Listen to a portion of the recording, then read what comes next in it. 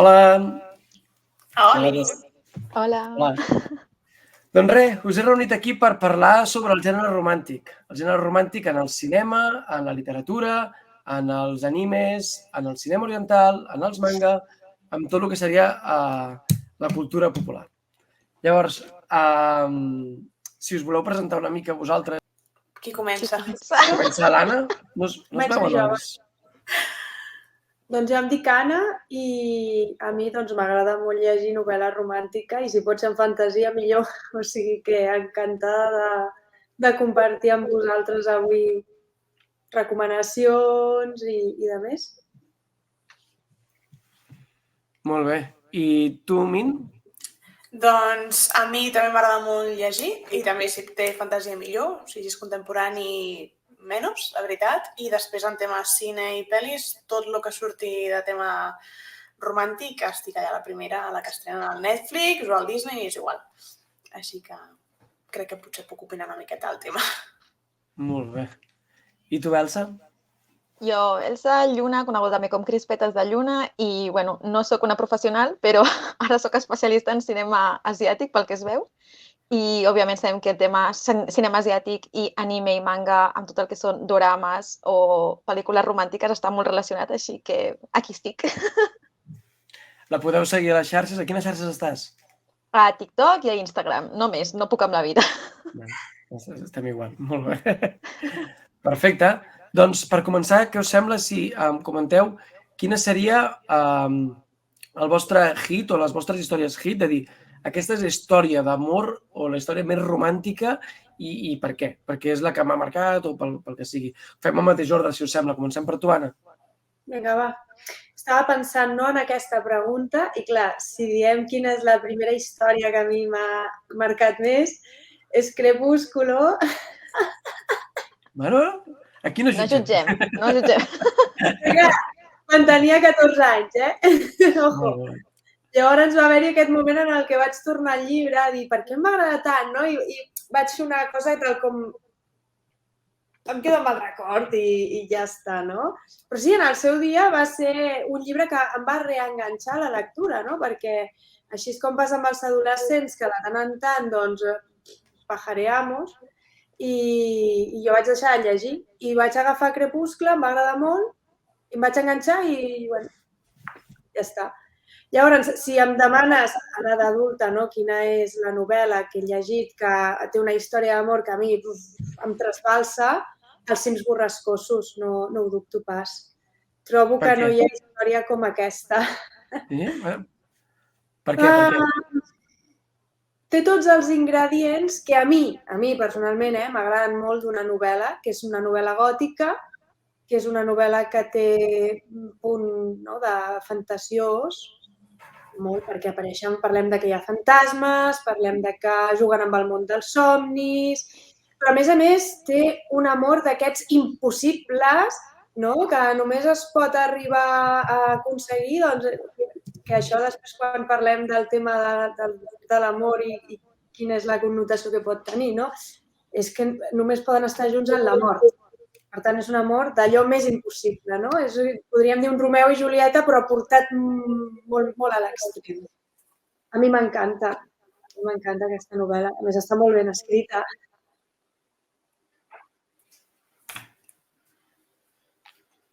Us deixo parlar. Molt bé. Pensava que t'estaves mentint, Jordi.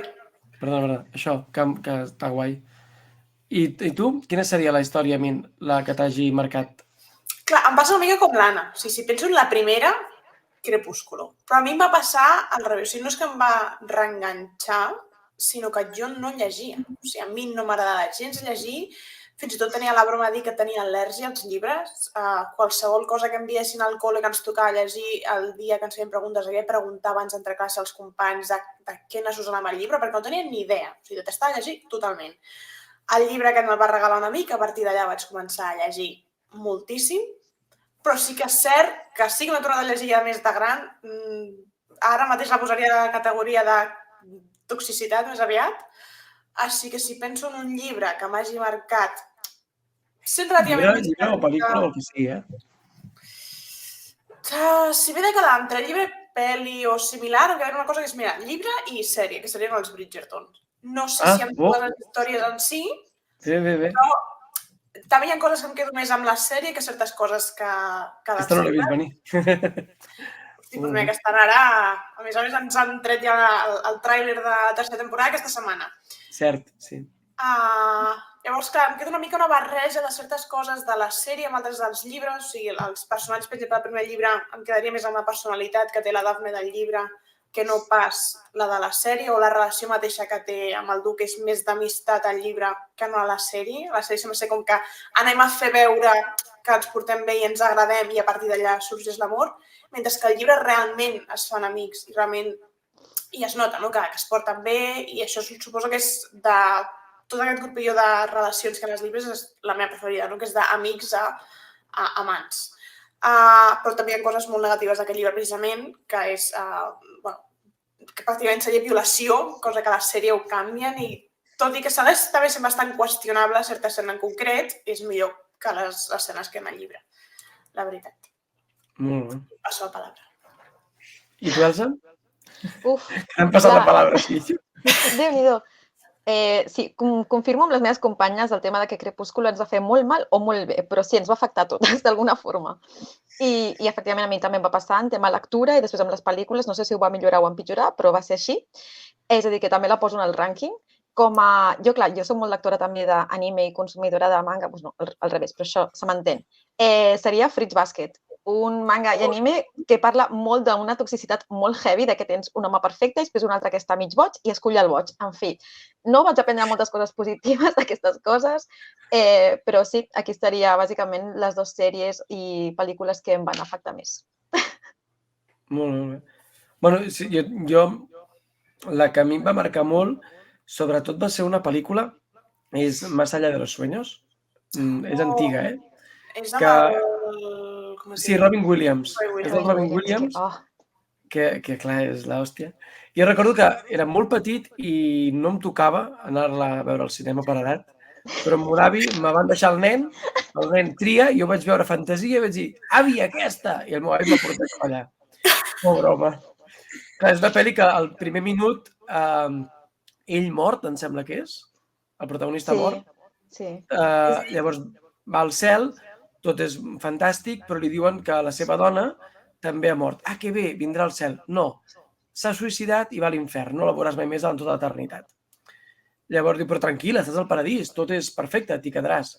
I el tio diu, no, prefereixo anar a l'infern i viure en el puto infern tota l'eternitat que estar al cel sense ella. Al principi de la pel·lícula no ho entens i la pel·lícula vas a fer flashbacks explicant-te molts traumes, que no faré cap spoiler, molts traumes, que la seva vida és una puta merda, però perquè al final l'amor com cuinat a foc lent al llarg de molts anys, tot i que és un amor a primera vista, com justifica l'eternitat d'aquest. Aquesta és la que més em va frapar.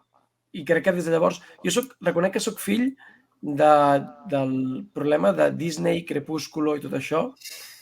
Sempre es parla molt de les dones que ens afecta molt el tema del romanticisme amb les expectatives amb els homes. A nosaltres també ens afectava molt, perquè tu volies ser el tio romàntic, el tio que no sé què tal, i tenies que dir de seguida t'estimo, tenies que dir no sé què, i anàvem molt perduts amb 12 o 13 anys. Bueno, és un tema que després abordarem. I ara una altra part, la part més divertida. Quina seria la pitjor història d'amor que hagueu vist o llegit que diguis, és que és supertòxica o és superxunga o això no hi ha qui s'ho cregui o és una red flag a saco o per favor no la vaig poder ni suportar o la recordo lo xunga que és. Quina seria, Anna, per exemple? Ostres, m'has de deixar una mica d'estona per pensar, perquè ara no sabria dir-te. O en perspectiva, encara que diguis, mira, abans la vaig veure que la trobava bona, però amb l'edat he vist que no és una història d'amor raonable. No et sé dir, Jordi? No?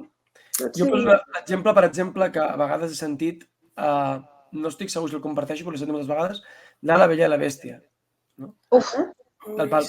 La bèstia és el síndrome de l'animo per publicat. Com es diu? Síndrome d'Estocolmo? Exacte, sí. Sí, el monstre segresta. Te porto el pare, el maltracto, te segresto, però soc un pavo incomprès, saps? No sé llegir... Però en aquestes històries el monstre no maltracta, Ojo, és veritat, és el que és.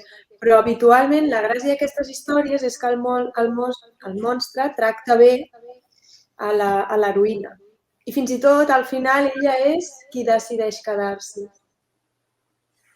I algunes vegades marxen, algunes vegades no marxen. I quan marxen, moltes vegades tornen amb el monstre. Vale. Aquest és un tema de... O sigui que aquesta... El rapte d'Europa, que sí que és veritat que diguem que és el primer, no?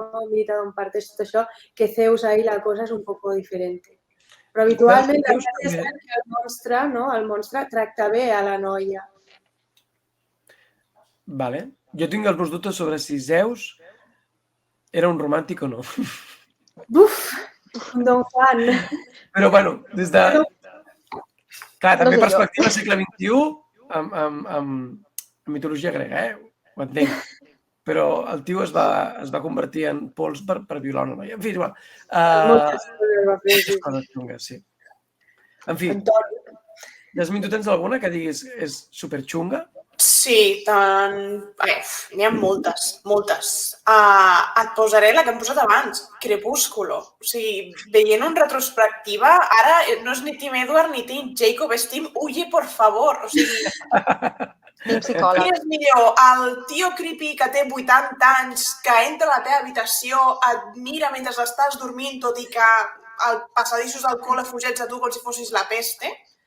O l'home allò supertemperamental, gelós, controlador, és que a qual peor. O sigui, ara mateix tot, des de la narrativa també en contra de l'avorto, perquè està allà. O sigui, jo entenc que ve de l'escriptora, no?, que és, no sé si és mormona, ara no ho tinc clar. Sí. Crec que ho era, no sé si encara ho és, però ho era, això segur. Llavors, clar, tens la idea d'aquest personatge femení que té 18 anys recent complits, que en cap moment s'ha plantejat ser mare o en cap moment ha mencionat que volia ser mare i a la que es queda embarassada li deixa ben clar que és que moriràs quan tinguis aquest bebè i és com, m'és igual, jo protejo a este bebè. O sigui, d'aquest missatge o el tema de no puc tenir relacions sexuals sense que no estigui casat i ell ho pinta com des que estoy chapada a l'antigua, ja, bueno, però bé que portes un Volvo, no? T'has anat modernitzat amb les coses, llavors, no sé, aprende un poco. En general, tot molt tòxic, realment. No recordo si era pitjor el llibre o les pel·lis, perquè sí que és veritat que amb el temps, al final, he vist més vegades les pel·lis que no pas el llibre, però, xica, mal tot. I ara recentment vaig veure una pel·li de Netflix, perquè últimament tenia la sensació que havia canviat una mica el tema del romanticisme, certes coses així més tòxiques no repetien tan sovint o intentaven no posar-les, però tinc la sensació que estic tornant cap enrere un altre cop. I he vist una pel·li que penso que fa 5 anys potser simplement no hagués tingut l'èxit que està tenint ara, que és, crec que El fabricante de lágrimas, si us recordo malament. Quina? El fabricante de lágrimas. Que és, si no m'equivoco, un llibre de Wattpad. Que va tenir molt èxit, es va portar... Ja anem malament així. Sí, vamos mal ja. Però clar, jo a la que veig que posa pel·lícula romàntica a Netflix, ja està, estoy la primera. I mal. A part que no tenia cap sentit com estava escrita la història, en si que això ja és otro tema, era la relació aquest tòxica de chico oscuro, malote, que te trata mal i tot així cae rendida a sus pies. Sí que és que crec que no li posaven cap noia en condicions a la pel·li en la qual tingués que escollir, perquè els companys de col·le també a qual peor, però el rotllo aquest de noi agressiu, que et protegeixo i pego aquest del col·le, però en realitat t'estic protegint... Mal. Fuera. Sí. Eso es todo. Tela, sí. I tu, Elsa, tens alguna que diguis, Per on començar? Ja. Mira, parlant de literatura i pel·lícules, tot unit, jo crec que estarem d'acord amb Federico Mochia, ja no recordo com es deia, però 3 metros sobre el cielo, tots els derivats de 40 lágrimas bajo tierra, vull dir, fatal. No sé quina pitjor, tant de llibres com de pel·lícules, el que és l'amor adolescent, boig, em tiro per un, saps? Per un, com es diu, un penya-segat per tu, perquè això és amor, vull dir, estem fatal. Què els estem ensenyant a les nostres generacions? O sigui, No sé, no soc l'única? No. no. Coses que normalitzaven molt, el que explicava, no? De joves, el t'estimo per sempre, i ja, bueno, si m'haig de matar, si haig de fer qualsevol cosa per tu, ho faré, perquè això és amor, Això és no? amor. Fer-te mal, L'amor incondicional aquest, que no hauria de ser, hi ha unes condicions sempre, si vol que sigui un amor sa, doncs no, allà ens ho trenquen tot de dir no, ha de ser tot el que sigui. Bueno, això per començar a nivell més nacional, però si me'n vaig a lo que és el meu territori de cinema oriental i tal, hi ha uns conceptes que són la noia, perquè sempre parlem molt dels nois, l'actitud tòxica dels nois, però també hi ha una actitud tòxica de noies. I és que hi ha el concepte tsundere i yandere en el món japonès, que significa tsundere és una noia que sembla molt agressiva per fora, que potser fins i tot li pega hòsties al noi que li agrada perquè és així com ho demostra, però per dins, quan la coneixes és molt tubeta, i yandere és completament al revés, que sembla supermona ella, superbona nena, però després si t'apropes al seu noi et fotrà una pallissa de collons. Llavors, són tipus de relacions que tela i això ho trobem a moltíssimes pel·lícules, però moltíssimes. I sobretot en el tema oriental, ja et dic, com el tema japonès, òbviament està tot arreu dels mangas, animes i, òbviament, les pel·lícules. Per tant, és una que jo trobo molt tòxic, que no s'hauria de normalitzar, perquè hi ha molts que busquen la seva tsundere. És com un objectiu a la vida. Vull trobar la meva tsundere, saps? Com algo romàntic. I no. A mi em sobta perquè, ostres, a mi aquestes són les històries que m'agraden. Ho haig de reconèixer. No, però una cosa... A mi són les històries que m'agraden. Però clar, no, estava pensant ara en Mirai Nikki. I clar, dic, jo ho deixo en l'àmbit del que és l'art i el que és una història, és ficció, no? No m'imagino a ningú buscant una Yuno Gasai que vagi amb una destralla, bum, bum, no? Existeixen, no? Però clar, no? Vull dir, perquè al final... notícies. Sí, jo he llegit Crepúsculo, he llegit el Moki, he llegit moltes històries d'aquest estil, he llegit molt manga també, i a mi el que m'agrada és el shoujo, vull dir que de cabeza. Però després no és el que he buscat, no?, en la meva vida, però és el que m'agrada llegir. De fet, una de les coses que em plantejava aquests dies, no?, quan ens va proposar el Jordi de connectar-nos i xerrar, és, ostres, és que tant a Wattpad, que el Wattpad podríem dir que són unes històries que llegeixen nenes d'entre 11 i 13 anys, aproximadament. Aquest és el... Jo ho veig a les meves nenes del col·le, no?, que solen estar llegint Wattpad a primer d'ESO, però a tercer ja no, ja els avorreix. I clar, el que triomfa més, i també en les novel·les que m'he estat llegint, portava aquí dues... Bueno, li vaig dir al Jordi, les portaré perquè són les darreres que m'he llegit i són mones. Sí. Però és veritat, que el que agrada i el que triomfa és aquest personatge, no?, d'una noia i un noi que la maltracta al llarg de la novel·la, no?, en certa manera, o es maltracten l'un a l'altre, perquè en aquest de Once Upon a Broken Heart es maltracten l'un a l'altre, no? I en aquesta trilogia de Caraval també es maltracten l'un a l'altre, i de fet en el primer llibre et venen el que en el futur serà el seu amor, no? Són dues germanes, doncs tant l'una com l'altra s'enamoren de dos prendes que durant el primer llibre te'ls estan posant com si fossin lo pitjor de lo pitjor. Però, coi, a l'últim llibre, es que solamente quiero estar con ninguno más, no? Pot ser que com a, no sé, no tinc ni idea, però com a adolescent busquem la intensitat de l'amor.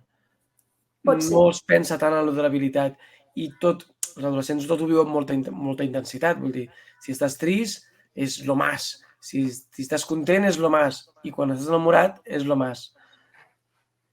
Podria ser que per això triomfés per aquesta edat. Però jo no soc adolescent, No, em refereixo a però...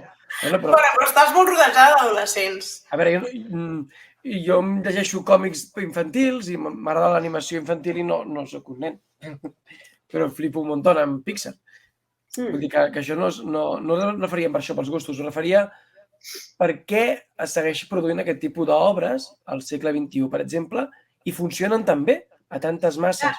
Com pot ser que estiguem en un món on els joves no es volen aparellar o hi ha molts que diuen no tinc el tipus de relació, ja no són relacions obertes o són relacions no exclusives o el que sigui, però segueix triomfant aquest amor del segle XVIII-XIX. Clar, o sigui, no sé si realment triomfa tant com triomfa, que segueix triomfant, no dic que no, però no sé si triomfa tant com en la nostra generació, com a mínim, ho veig sobretot, o sigui, ara mateix crec que de les sagues així de llibres de fantasia romàntica que ho està patant a saco és la saga de Cotard, que en castellà que és Una corte de roses y espinas, si no m'equivoco. Ai, calla, que me l'he comprat per Sant Jordi. Vale. Parlaré d'ella sense intentar fer spoilers. Vale. Sorry, ara tapa les orelles. Però crec que el que intenta fer l'escriptora és trencar bastant precisament amb aquest rol, saps, de... És que, clar, no puc parlar massa, però justament hi ha una part important precisament d'això, no? De personatges masculins així més agressius, que és en teoria l'interès romàntic de la protagonista. Però mira, canviaré de saga, per no fer spoiler, d'una saga de la mateixa escritora que també ho està patant moltíssim, que és la de Trono de Cristal, i precisament una de les coses que fa és cap relació és la relació aquestes de forever. O no cap, o sí que hi ha algunes que sí que ho són, però sense anar més lluny, si comences la protagonista et posa els típics estereotipos, no, del príncipe moreno con ojos azules, que és com, clarament serà l'interès romàntic, perquè això passa a tots els llibres, a totes les pel·lis, i sí, ho és, durant 2 ratos. Després apareix un altre i és com, hosti, doncs aquest encaixa millor amb la protagonista i també sembla ser que s'enamora d'aquest personatge i tal. Però també t'expliquen que en el seu passat també va tenir una relació amb un altre noi, del qual el quart llibre és precisament aquesta història, o sigui, fan un flashback. I després en el futur també hi ha altres relacions per mig. O sigui, no vull fer tampoc molt d'espoiler a ningú i si l'he fet em sap greu. Però mira, porta molts anys escrita i he tingut temps de llegir-vos-la. Em sap greu.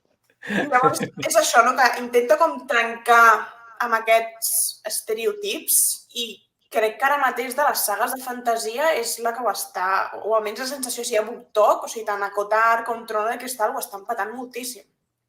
I precisament són les que trenquen amb aquests estereotips i bastant, en totes les relacions que hi ha, perquè no només hi ha la relació romàntica de la protagonista, sinó de tots els seus companys i que van por ahí a matar bitxos i coses d'aquestes, tots acaben tenint la seva relació amorosa o interès o similar i totes elles són, des del meu punt de vista, relativament sanes dins del que és la novel·la romàntica i el món de fantasia. O sigui, no veu muchos red flags allà. Vale. Bueno. Jo el que veig en les lectures que porten al cole les nenes són com es diu, no sé què, de diciembre. Ai, una novel·la de Wattpad. Vull dir que les novel·les que porten solen ser novel·les com les que llegíem nosaltres. És el que els agrada. Sí, sí. Sí, però em passa que en el cinema, per exemple, ara estic intentant, cinema actual romàntic podria ser en general de l'any 2000, algunes obres. Per exemple, en el cas de la cultura japonesa, encara és més, no? El rotllo dels estereotips, el rotllo de l'amor més tòxic, o no? O s'ha modernitzat també? No. O sigui, aviam, sempre hi ha, però perquè és el que triomfa. En allà les pel·lícules romàntiques, tant al Japó, a Corea del Sud, xineses, te'n vas o a un extrem de romàntic, però llavors és superdramàtic, del pal que hi ha alguna malaltia, algú s'està morint, rols, drames, o te'n vas a la part molt còmica que intenten ficar comèdia a situacions que no són tan còmiques. Vull dir, un exemple us porto que hi ha una pel·lícula que es va fer molt famosa en la seva època, és del 2001, més o menys, com dius tu, els anys aquests, que es diu My Little Bride, o sigui, la meva petita esposa, i és literal una noia d'institut que se l'obliga a casar amb el seu professor. I la situació que ha de viure. I és una pel·lícula que va triomfar molt en la seva època. Jo és que l'estava repassant ara quan ens vam proposar això. Perdona si te llamo amor, no? Que seria la versió italiana. Seria la versió italiana, literal, però encara són més petits, perquè no és institut adolescent, sinó la noia típica institut japonesa que és superadolescent, que encara la pinten més, saps? I el professor allà que es posa gelós perquè hi ha un altre alumne de l'edat de la nena que li... una de coses tòxiques i això triomfa, i així de pel·lícules. Jo pensava fa poc, de fet, perquè vaig posar-me a mirar Sakura una altra vegada i a Sakura hi ha una nena que està pilladíssima al seu profe i la mare de la Sakura i el pare de la Sakura eren profe i alumne i vivien junts, però eren profe i alumne d'institut. Total. I vivien junts i anaven junts a l'escola. I clar, tu quan ets petit això ho mires i... El rotllo de les menors Normalitzes. en la cultura oriental és Crec bastant... que també, almenys de quan som petits, no sé si a vosaltres us passava, és que jo, si estava a mi a primer de primària, algú de sisè de primària em semblava un adult. Sí, Total. Que són coses que potser no et xocaven tant, o també els actors que contractaven. Vull dir, tenim gent a Gris que està més a prop de jubilar-se que no pas acabar l'institut. sí. És com que et costa entendre que certes dinàmiques són molt xungues i tòxiques perquè semblen interpretades per gent molt més adulta del que realment eren. També. I des de la perspectiva de que eren petits i que a més més contrataven de gent més gran. l'animació ja no està sent interpretat. L'animació és animació, vull dir que... Sí, no, l'animació no, però vull dir que també em passa això. Almenys a mi, jo veia la Sakura o gent que en teoria estan a l'institut i a mi em semblava I no semblava tan raro. Com per exemple... exemple, però sí que és raro, als animes sí que es veu la diferència. El què, Jordi? Perdona? Perdó, que deia que en les sèries o en pel·lícules sí que ho dissimulen molt agafant actors més grans o actors que fan de professors molt joves per barrejar una mica i que no es noti tant. Però en els animes sí que realment es veu molt la diferència. De manera, no? Perquè ho exageren molt. Sí, i de fet, per exemple... Perdona, digues. No, digues, Cels, que tu saps més. No, Tània, no creguis. Però, per exemple, a Sailor Moon també tenim a la protagonista i el seu superenamorat, que després ve la seva filla del futur, i la Sailor Moon està com boja però boja de gelos de la seva pròpia futura filla, que això també és una cosa molt tòxica i també ho vam assumir com és normalíssim perquè l'estima molt, això és amor. No, sisplau, no és així. Continua, Anna, perdona.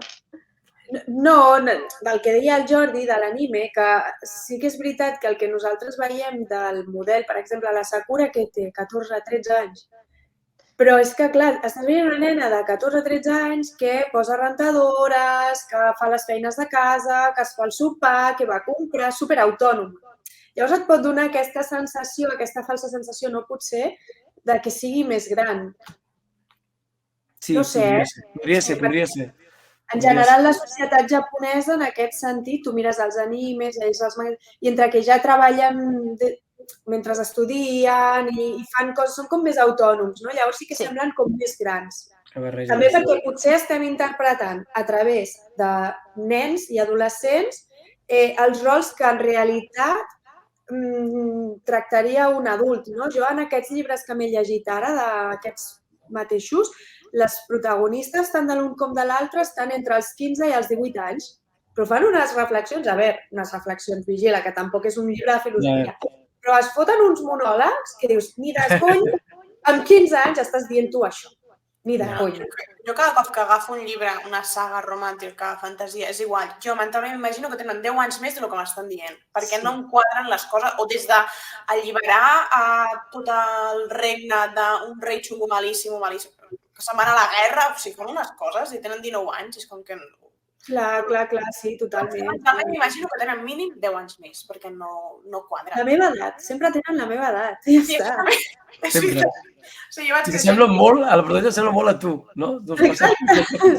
Però és normal. És rosa amb ulls blaus. Jo estic llegint i soy jo. Passa. És normalíssim, normalíssim. I per sortir del gènere dels adolescents, hi ha alguna història d'amor que recordeu ara d'adults? Sí. Jo el que crec que m'ha marcat més i la pel·li amb la que més gaudeixo però alhora més ploro i millor i pitjor passo és Jo antes de ti. Tant el llibre com la pel·li, en aquest cas els dos personatges són adults, tot i que ella és relativament jove, té 26 i crec que té 35, que estava ja en aquestes diferències d'edat que sempre ens foten a saco. Però en general són dues persones adultes i a més és que és molt maca la història en si, no sé. És trista. Ui, mira, doncs... És la de les mitges de color groc i... Ai, senyor, ja està. Els flashbacks. Ella és la Daenerys, no? Ella és la... Exacte, sí. És l'Emilia Clarke, el Sam Claflin, o sigui que a més el càsting és... Actorazos. Perfecte.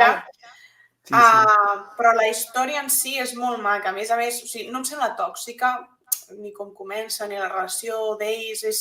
A més, la història comença que ella té nòvio, però és un nòvio que està obsessionat amb l'esport i amb la dieta i realment passa d'ella olímpicament i només vol que ella li presti atenció.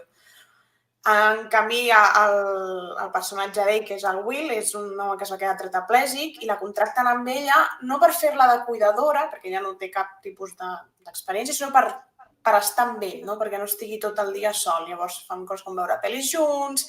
Ella intenta que torni una mica a tenir una vida una mica normal, i se l'emporta de concerts, se l'emporta a anar a veure la hípica i fer coses així, no? I ell és com que se n'adona i presta atenció d'aquelles petites coses que sempre estem desitjant, que quan li dius amb ell, li expliques una història quan ets petita, que es fixi, que presti atenció, ho fa, que és precisament el de les mitges d'Abejita. I té aquestes cosetes d'aquesta pel·li que és, no sé, bueno, la pel·li i el llibre són molt maques. Jo el llibre no l'he llegit, però la pel·li és molt xula. Sí. Està guai. I hi ha dues històries, dues pel·lícules que m'han generat bastant debat sobre si són romàntiques guai o romàntiques no. Una he reconegut i he pres amb el temps que era Red Flag, però era una de les meves històries d'amor preferides. I l'altra encara s'aguanta de moment. Una és la de Love Actually, que s'aguanta, perquè és una pel·lícula que des que es va estrenar, cada Nadal o cada època d'hivern l'he anat veient. L'he vist, per tant, una borrada de vegades i a mi em segueix semblant superbonica. A mi que aprengui portuguès m'encanta, a mi que la història del nen em sembla preciosíssima i em diuen que ha caducat algunes coses una mica xungues. Puc reconèixer que és una mica pertorbador anar a la casa de la nòvia del teu amic i fer les cartolines, però a mi em sembla bonic. Es volia saber què opineu. Suposo que les tres l'heu vista, no, aquesta? Sí. Totalment. Pel·li de Nadal, també tradicional a casa, vull dir, s'ha de veure. Sí. Jo soc de les de... És una red flag, aquesta pel·li. Em sap greu. Per què?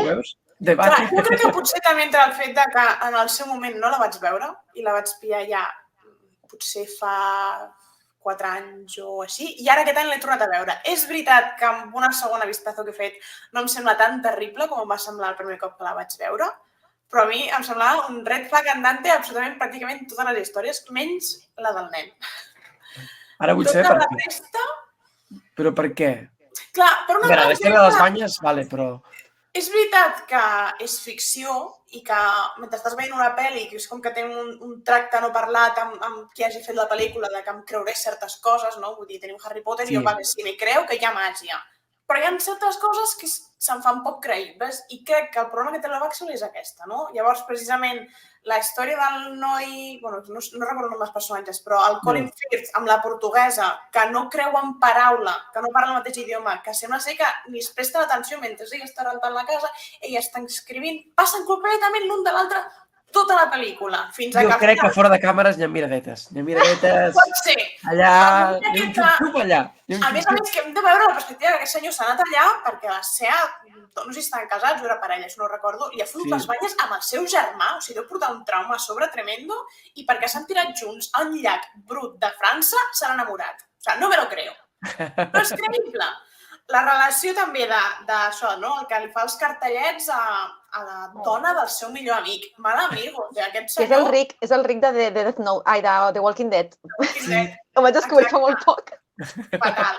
El fet de també, ja sense anar més lluny, que contractin a la Keira Knightley, que crec que en aquell moment tenia 18 anys. És com que fa aquesta noia fent de dona casada i amb l'interès amorós el ric de Tenia 18 anys, aquesta noia? És el que estic pensant. Sí, el nen, el xavalín majo cookie, crec que només es porta 4 o 5 anys amb la Keira Knightley. Què? Es porta molt pocs anys. Llavors és com, tenia més edat per ser l'interès amorós del nen, pràcticament, que no pas de la parella que li posen a la pel·li. Jo li poso tranquil·lament 30 llargs, a la pel·lícula. No, doncs crec que tenia 18 o 19 només quan la va rodar. 30. Sí, pensa que crec que és fins i tot abans de Pirates del Caribe. Que malament envelleix, no? De l'època, a la part, les dues. Era molt guapa, però que malament envelleix aquesta dona, bueno. Que guapíssima. Sí, està molt guapa. Però és això, no? Hi ha certes coses que se'n fan poc creïbles. O sigui, no és que sigui una red flag perquè cregui que siguin romanticismes que no estan bé com a tal, però apareix un tio, el paper del Mr. Bean, per exemple, jo sempre he interpretat com l'alerta de que allò és un conte de Nadal. El Mr. Bean, que és com un àngel. És Cupido, de fet, no? Sí, jo entenc que sí, perquè és el que intenta evitar les banyes fent aquell meravellós embolicament. Sí. I després el que... Que no les evita, realment, però bueno. Bueno, Més perquè aviat sí. sembla que està fent temps perquè el pillessin i no el pillen. I També, després el que no es parla aconsegueix de que la el fill... gordofòbia que hi ha a la pel·li. Hi ha gordofòbia? Molt bèstia. O sigui, l'interès amorós del polític, la noia que ara no sé com es diu, no sé quantes vegades es refereixen a La sí, secretària. la de los muslos gordos. Sí, la del no sé què. Sí, mira que color, tia. O sigui, uns comentaris amb aquesta noia que a més de fer una talla 36-38, És veritat. que encara que ha fet la talla més gran tampoc haurem de fer els comentaris, però és flipant. O sigui, la idea aquesta que... Però en el món real, xungo que és, aquests comentaris els hem sentit. Total. Sí, però crec que les pel·lis dels anys 90, principis dels 2000, molt. O sigui, sense anar més lluny, el fet que ens posi en teoria a René Zellweger com a, com es diu, el diari de... De Bridget Jones. Bridgerton, això. S'estava pensant Bridgerton i no. Com una persona en teoria amb molt sobrepès i tal, i és com... És normal i corrent. I això com amb molts altres personatges que ens han posat la idea de que tenien sobrepès i una manera de que es parlant d'aquests personatges sempre femenins, com no, de personatges que en teoria tenien sobrepès. O sigui, és normal que també han sortit les dones amb una idea de com suposadament hem de ser i uns complexes que en les pel·lícules dels 90 i dels 2000, tela. Doncs jo aquest és un missatge que mai no sé, no l'he vist a la pel·lícula. No l'has vist, aquesta? No, a la de Love Actually, però vull dir que no ni m'ho plantejava de si li deien això al personatge o no. Sí, però com que ell no la veu d'aquesta manera... Ell no... Clar, és veritat que sí que es fa l'objectualització, però igual que se la fan a ella, no? Quan estan allà tot el gabinet, els polítics, li podrien haver fet qualsevol altre, no? Sí. Jo veig més com una cosa crítica que no pas un missatge de gordofòbia. Clar, jo és que a mi el missatge em va semblar més que ell la veia d'una altra manera, en plan, saps? Però clar, em sembla una dona que no té sobrepès, com perquè ell l'hagués de veure d'una altra manera. És que crec que ningú l'hauria de veure amb sobrepès. La relació entre els personatges no està en la qüestió física, està en la qüestió que ella és d'una classe social obrera, no? I ell és el Prime Minister i tu focalitzes en això, jo en l'altre no m'he fixat mai, la veritat. No és una cosa que Jo també em quedava més amb el rotllo de diferència social i després el conflicte laboral.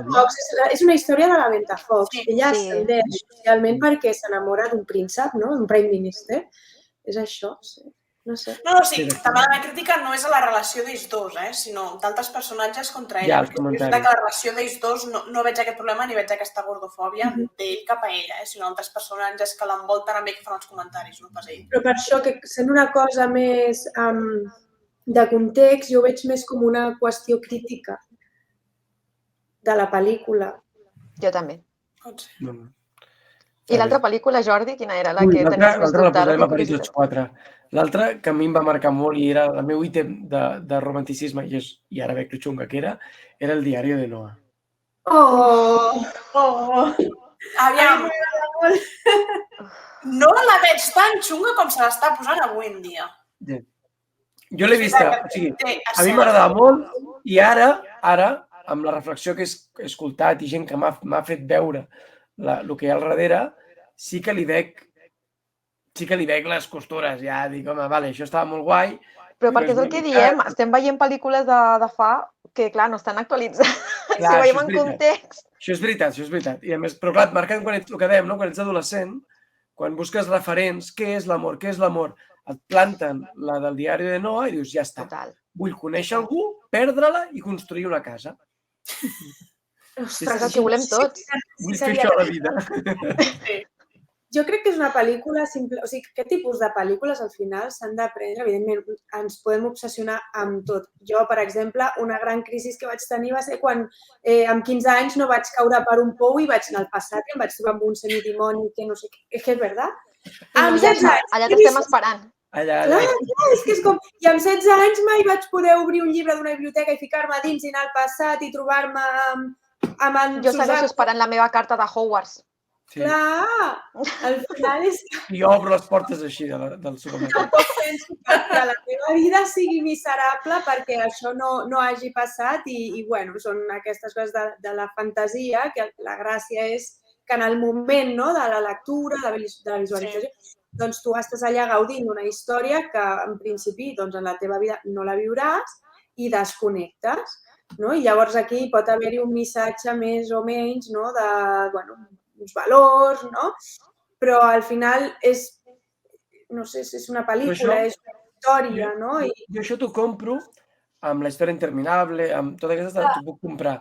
El problema que trobava amb El diari de la Noa és que jo volia imitar-ho i pensava que era real. O sigui, pensava que el millor que et podia passar amb una història d'amor era que mai acabés de fruir. Saps? Vull dir que el que buscava ja no era la relació. Buscava que la relació fos impossible. Que la dona m'estimés i m'odiés a la vegada. I això genera conductes i genera formes de tarannàs. Perquè no et creus que és un llibre màgic, sinó et penses que és això ho puc aconseguir, això realment existeix. I amb manca de referents i, a més amb els tabús que teníem i encara n'hi ha sobre el tema de l'amor, allò és el teu col·le. Totalment. A mi, per exemple, em passava molt amb el tema de sèries, animes, pel·lícules asiàtiques, que veia tot ambientat a les escoles asiàtiques. No era el meu col·legi, en el meu col·legi no feien el festival de cap d'any on et podies declarar el teu noi i coses d'aquestes. Era com, que frustrant, no estic allà, vull estar allà, espero el meu, no sé, Inosuke, no sé quantos. No estan, amiga, abre los ojos, no és ahí. Sí, és frustrant perquè aprens conductes de m'he de tropassar, he de ser delicada perquè en aquest anime ho és o en aquesta pel·lícula ho és. I no. Però sí, agafes actituds de coses que realment no, són tot ficció. Igual que, altres gèneres, doncs igual. Però això ja ens ho deia Cervantes, no?, amb el Quixot. Sí. El Quixot, al final, per llegir molta novel·la de cavalleries, es va tornar boig. Llavors no llegiríem i no veuríem res. Mira, m'encanta aquesta frase que la diguis perquè la podrem lligar amb el debat que volia dir, que és si creieu que el romanticisme realment és tòxic. Jo crec que té la capacitat. El Quixot deia que el mite del Quixot és creure't el cavaller quan no ho és i fer les conductes de cavaller en un lloc inapropiat provoca situacions ridícules. Això és un mal menor. Però en l'amor, els referents del romanticisme,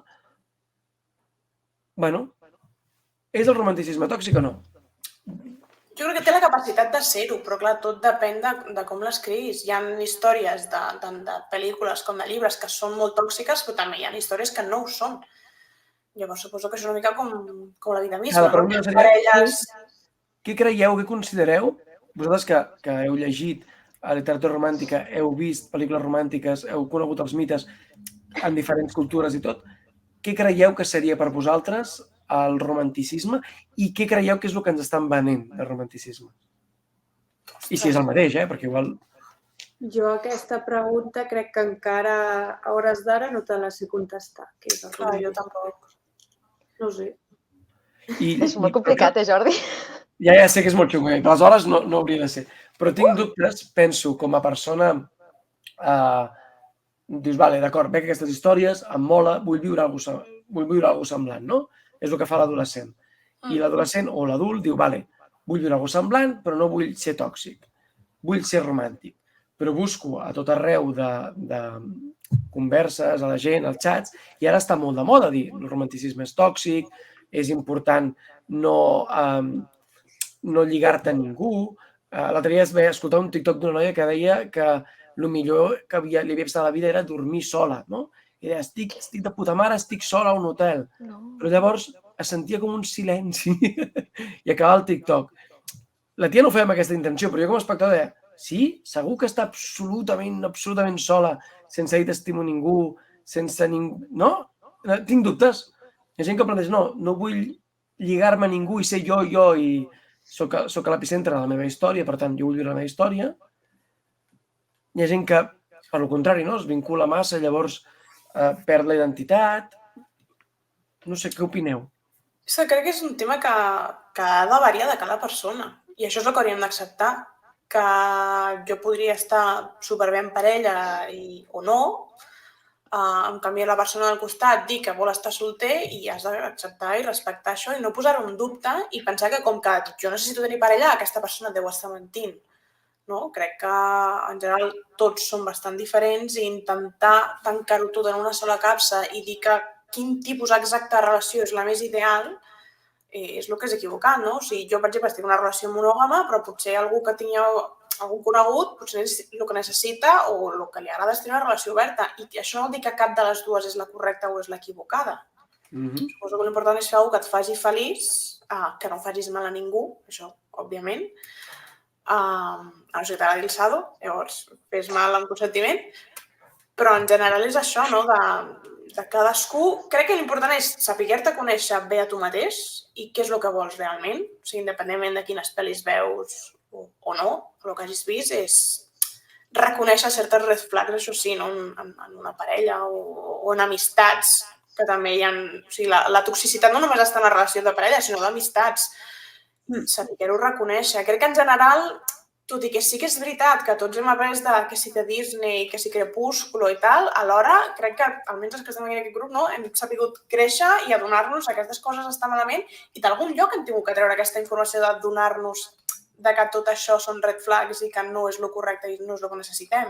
Llavors, potser aquestes històries no ens estan adoctrinant tant com pensaven que ens estan adoctrinant, si hem arribat a la conclusió de que són tòxiques o no. Tinc dubtes de si molta gent ho entén amb aquesta maduresa o es deixen portar per una moda. I quan nosaltres érem joves, la moda era, i molt més abans, evidentment, estimar-se per sempre. Me poso a l'edat dels nostres avis. Casar-te, tenir fills, era la felicitat. La nostra era viure un amor molt intens a la joventut i ara és un prejudici generalitzant molt, Ara és un, doncs això, no? No dic t'estimo, no em vinculo massa, no sé, visc, ja veurem. Llavors, el meu dubte era aquest, no? El romanticisme potser ha passat de moda. Això també és romanticisme? No sé, No tinc una opinió clara i per això us ho trasllado. Aviam, jo et comentaré el que jo crec. Per una banda, tot el que és cinema, sèries, llibres, tot, clar, estem parlant de tot, sigui basat en històries reals o el que sigui, traient aquestes situacions a part, és tot ficció, és una cosa que tu consumeixes per gaudir, per passar la teva estona i, òbviament, et pot inspirar, et pot donar situacions de viure, dir, ostres, tant de bo viure això més vegades a la vida real i hi ha gent que ho porta a l'extrem de dir, vaig a buscar-ho a la vida real. Però hauríem de saber distingir una mica la ficció de les històries amb el que passa realment, el que vivim cada persona. I, òbviament, sí, amb totes les històries que hem estat veient d'amor, de tots els gèneres, de tots els tipus de pel·lícules i tal, busques la teva història de conèixer una persona perquè hi ha una mitja taronja, perquè esteu connectats. En el cas de la cultura, per exemple, japonesa, hi ha la història del fil vermell que connecta a dues persones que estan predestinades, per molt que s'enredi molt el fil coneixent altres persones, sempre estaran unides aquestes dues. Coses d'aquestes que, en el fons, no té per què passar i no té per què significar que això és la felicitat absoluta i el que estem aprenent ara, aquestes noves generacions, d'estar més per l'amor propi que per l'amor romantitzat amb algú més. Jo crec que aquesta és la diferència, però que una cosa no treu l'altra. Vull dir, per molt que prioritzis el teu amor propi, no vol dir que no puguis ser capaç també de donar el teu amor cap a altres persones. I sí, que visca l'amor i visca el romanticisme, clar que sí. Que bonic. Sí, jo no podria estar més d'acord, perquè al final, vulguis que no, tu pots fer-te una idea i pots començar una relació i després, si la cosa no funciona, deixar-ho, no? En més temps o en menys temps. I això també tu t'ensenya més enllà dels llibres, de l'anime. Ostres, sí, tu pots haver-te fet una idea del que, com deia l'Elsa, no? Del que m'agradaria, però tu després tens la vida real. I al final la vida real és el que t'acaba ensenyant, no? I si veus que la cosa va molt enllà, tenim recolzament, gràcies a Déu, avui dia de psicòlegs, d'amics i de molta gent que està al nostre voltant, que ens poden en un moment guiar si estem en un moment de foscor, no? O sigui, que no és com abans que el que es casava s'havia de quedar casat fins a la mort, que això també, ja hem parlat de que l'estructura aquesta rígida de família ha canviat fa molts anys i ara potser sí que és veritat que estem trobant noves formes de narrar una relació, avui dia, que s'inclou molt més tot el tema de l'homosexualitat, el que cadascú prefereixi, relacions obertes, etc. Aleshores, com ha dit l'Elsa, al final són històries, nosaltres les consumim, les gaudim, però després tu continues amb la teva vida i si t'has muntat un ideal no pateixis que ja te'l trencaran. Total. Sempre hi ha algú disposat. Exacte. Tu posa un peu al carrer, ja veuràs el que dura l'ideal. Totalment d'acord. El que sí que és veritat que passa, o sigui, estic d'acord 100% amb vosaltres, només que us veig amb un to que realment és molt madur, que veig que molta gent fa molts segles era literatura, o els segles passats de la literatura, ara literatura, el cinema, la música, que es deixa influenciar més.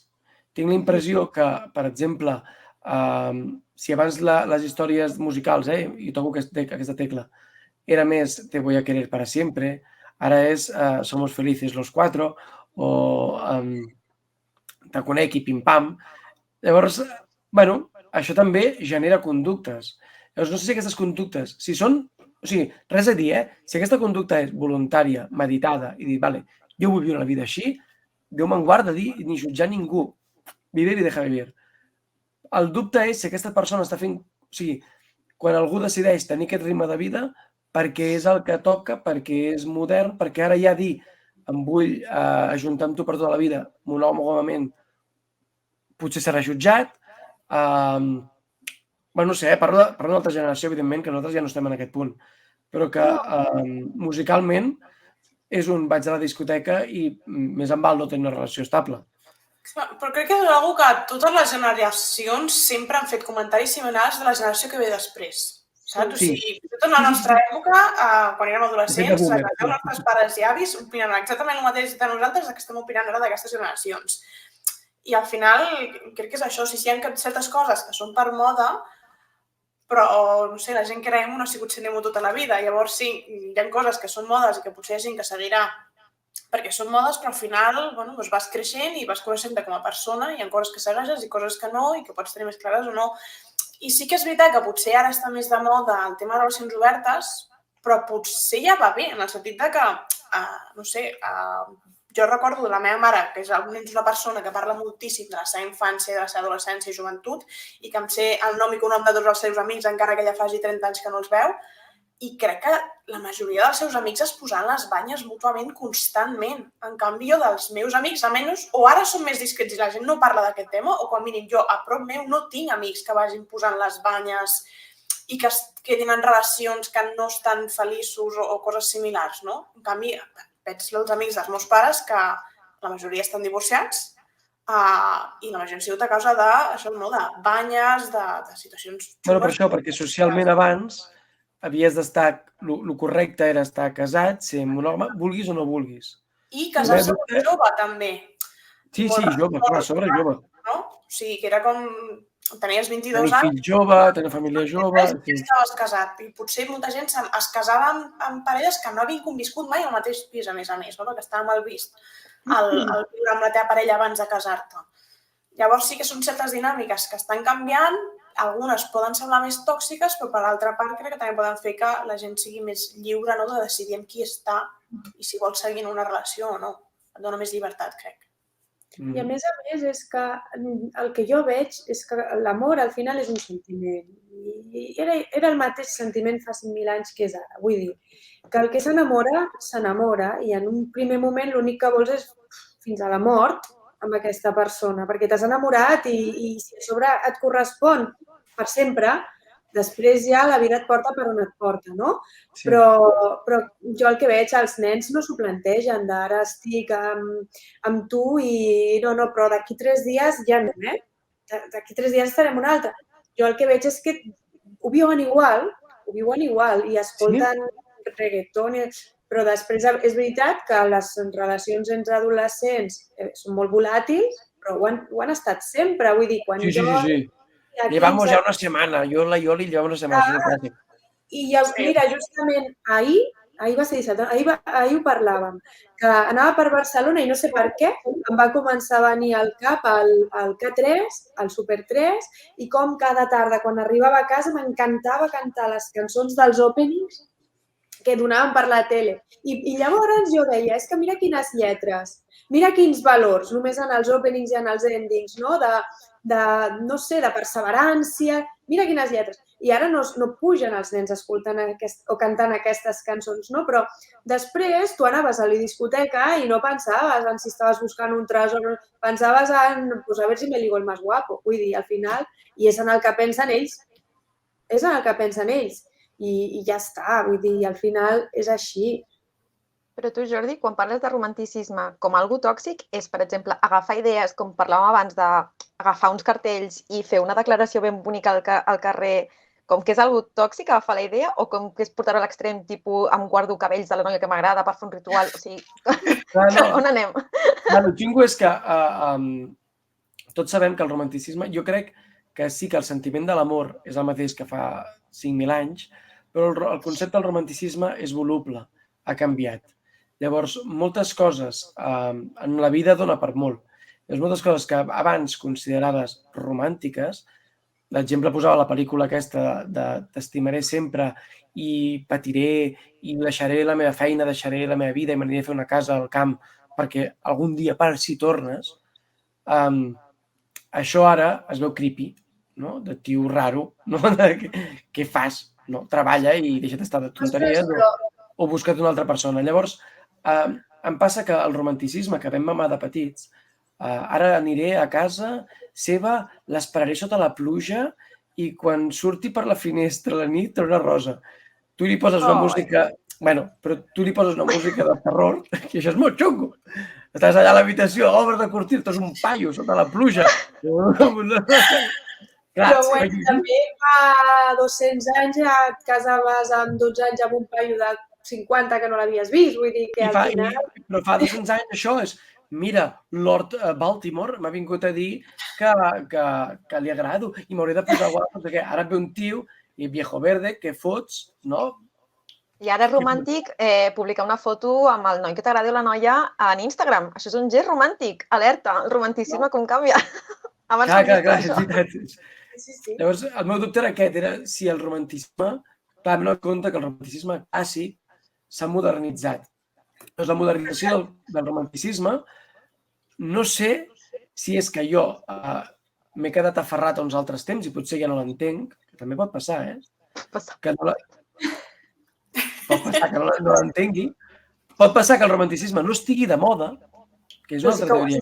No, jo crec que sí que ho està. I és que torna a estar en auge. O sigui, la pel·li aquesta que hem tret aquest any de la Sydney Sweeney, ara no recordo com es diu la punyetera pel·li, però feia anys que no, des que hi ha l'streaming de Netflix, etc., que no passava una pel·li comèdia romàntica pel cine i que, a més, li ha anat tan bé a taquilla, perquè li ha anat molt bé, precisament, aquesta pel·lícula. O sigui, crec que està tornant a remuntar les pel·lícules comèdies romàntiques. O sigui, tens això, Bridgerton, Netflix, el catàleg està sencer, Amazon també tens unes quantes així d'aquestes interessants. O sigui, crec que torna a repuntar bastant.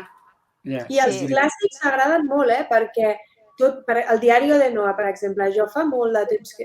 Potser l'he vist un parell de vegades, tampoc és una pel·lícula que me l'hagi vist, però és una pel·lícula que fa uns dies estàvem a classe, que justament en aquest trimestre estem amb un grupet de nens de batxillerat, estem fent cinema, i jo no sé a propòsit de què va ser, em va venir un i em va dir, sí, no sé què, el diari de Noah, i dic, oi, sí, és molt xula, no? Vull dir que encara la veuen i encara agrada el diari de Noah. I del diari de Noah que estaves dient ara, de la que fa la casa i tot això, pensava ara en La La Land, que jo no l'havia vist i la vaig veure fa un parell o 3 de setmanes i no puc superar aquesta pel·lícula. No puc superar-la, de veritat. Però en plan bé o en plan dolent? No, boníssim, en un sentit boníssim. No, fiqueu debat, o sigui, si no estàs d'acord, no digueu. Vull dir, no puc dir molt perquè no recordo molt l'argument, jo només dic que segueixo esperant que algú canti. Ja està. Algú canti. Sí que com a musical és veritat que... Però al final, venia per lo de la casa, al final tu veus com el Ryan Gosling s'ha muntat, cadascú ha aconseguit el seu somni, no? Ell s'ha muntat el seu bar de jazz, però com es diu el bar? Es diu Seps, amb el mateix logo que li va fer la Emma Stone, quan arriba ella li toca la cançó, quan està claríssimament allà amb el seu marit, vull dir que a mi em trenca el cor, al final és com, ¿por qué no pueden acabar juntos? Bueno, és la mateixa història que inclús hi ha les antigues com Casablanca, no? Que el tio munta un bar per esperar-la tota la vida, perquè d'això, totes aquestes mites s'han anat repetint. Bueno, sí. Completament. En el meu cas, perdona, digues. Digues, perdó. No, que hi ha una pel·lícula que també estava a Netflix, que parlàvem del catàleg. Hi ha una pel·lícula que és coreana, no sé si sonarà, que és Past Lives, Vides Passades. Em sona, però no l'he vist. Sí? Bueno, és d'una noia coreana que es muda als Estats Units i es portava, quan estava allà a Corea del Sud, òbviament, es portava molt bé amb un company d'institut i semblava com que s'agradaven i quan estan a punt de realment declarar-se l'una a l'altra, justament ella s'ha de mudar. I quan es muda als Estats Units, passen anys, molts anys, ella ja acaba la carrera, treballa del que treballa, no sé si és arquitecte o alguna cosa així, i la màgia de Facebook els fa reconnectar. I gràcies a Déu tornen a prendre contacte, però és que ella ja ha estat tornant a tenir una relació amb un altre home. I clar, amb les distàncies passa això... No s'hi pot ser. Oh, que dur, molt dur. Però finalment, quan aconsegueixen retrobar-se, perquè ell, que de casualitat va als Estats Units, tu et penses, ostres, què farà? Acceptarà l'amor del passat o seguirà amb l'amor que és sa i és bo i maco que està tenint i nutrint ara? I t'ensenya moltes coses. És molt maca, l'heu de veure. Aquesta està nominada als Oscars, pot ser?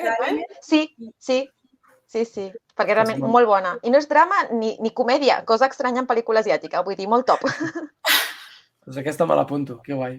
Sí, tant. Creieu ja l'última pregunta, el tràiler, i la tenia pendent, però no recordava el títol. Doncs a Netflix, Past Life. Fantàstic. Fàcil. Que guai. Digues. L'última pregunta. Per què el gènere romàntic agrada més en general a les noies que als nois o per què els nois ens ho callem, si ens agrada? Crec que segurament serà per un tema de feminisme. O sigui, el fet de que avui en dia qualsevol cosa, i encara, o sigui, al revés, és un tema de masclisme, qualsevol cosa que estigui associada a dones crea una rejecció total a molts homes.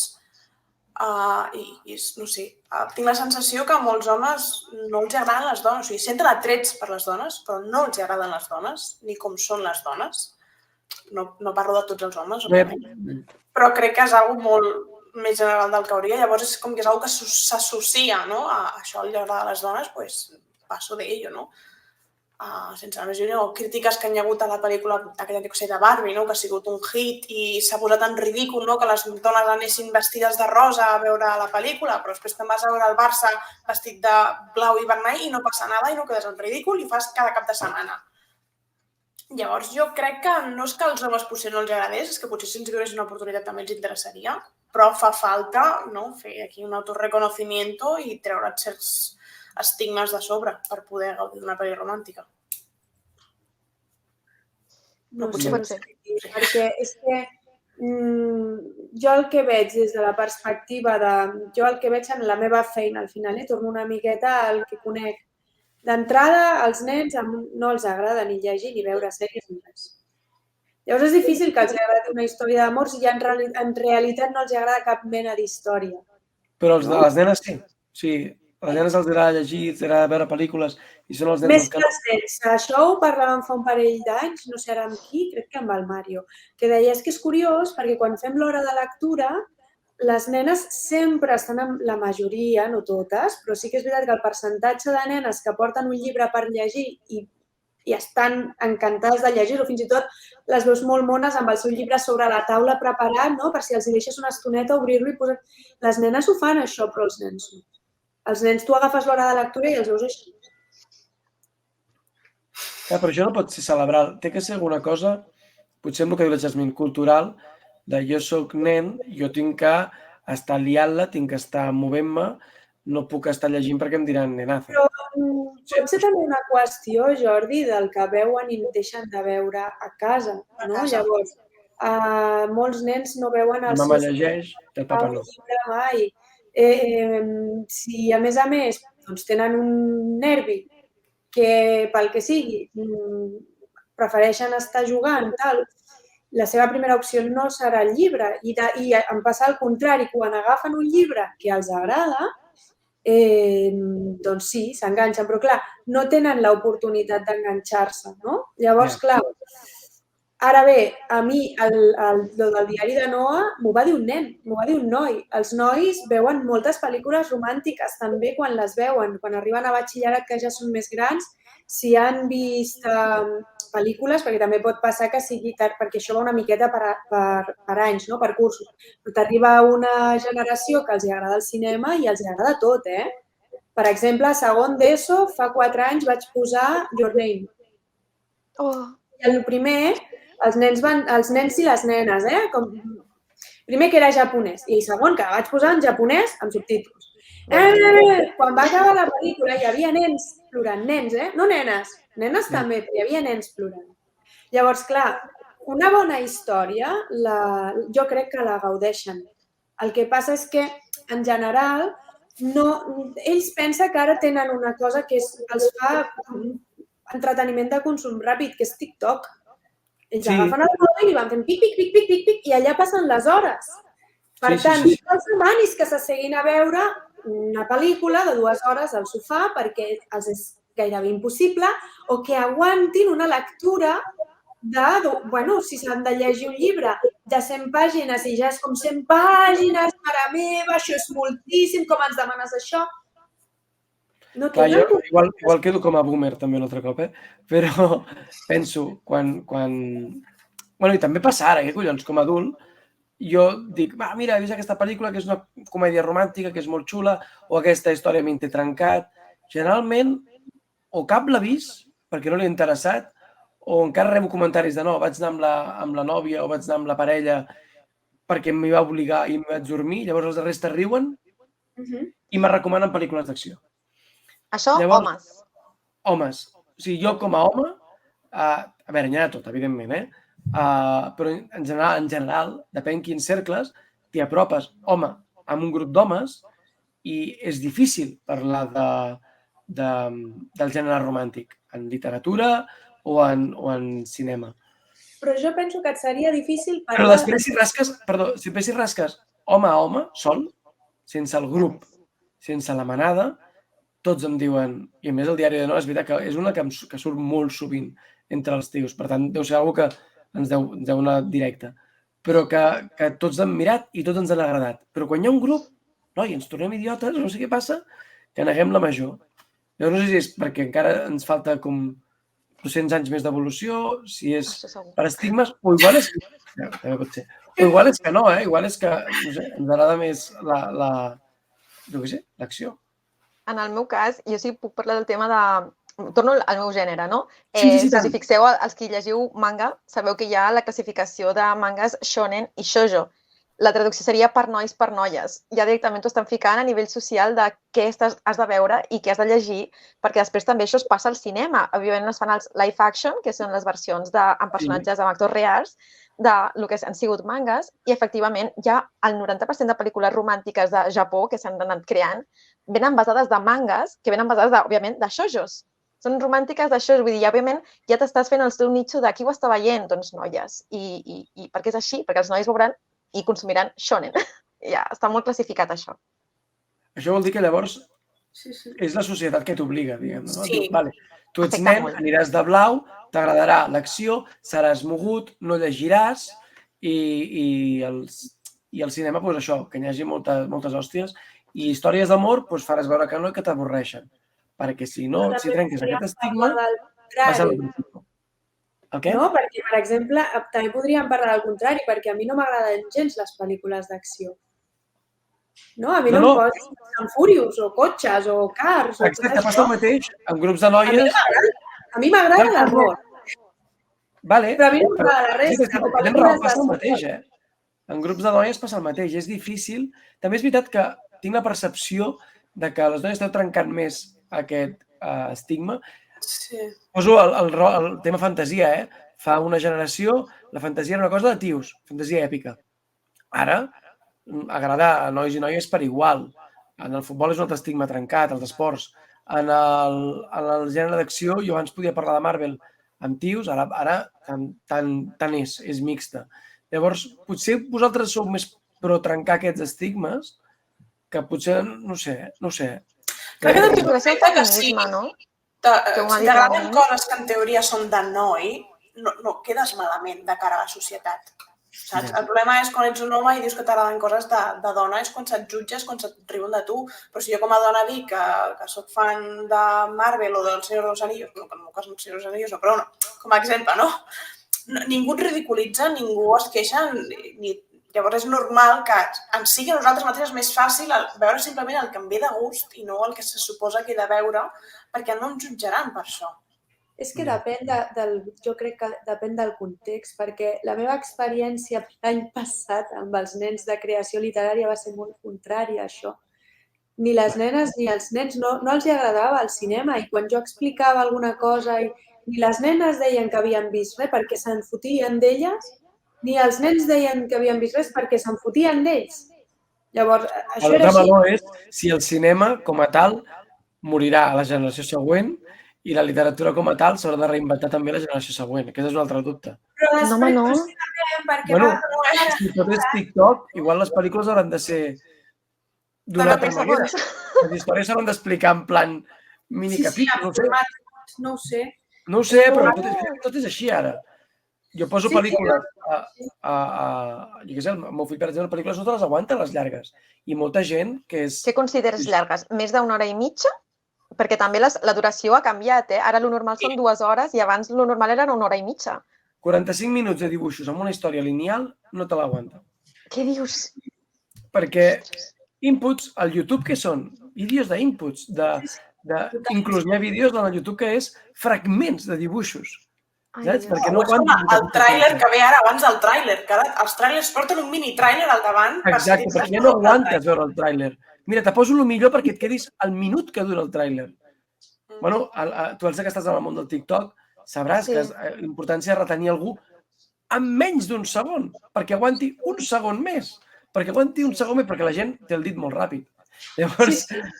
Però no pensava que arribés al punt de desaparèixer el cinema, després els llibres, vull dir, m'esteu traient ja el català? A sobre som catalanoparlants, afegeix-li una altra cosa.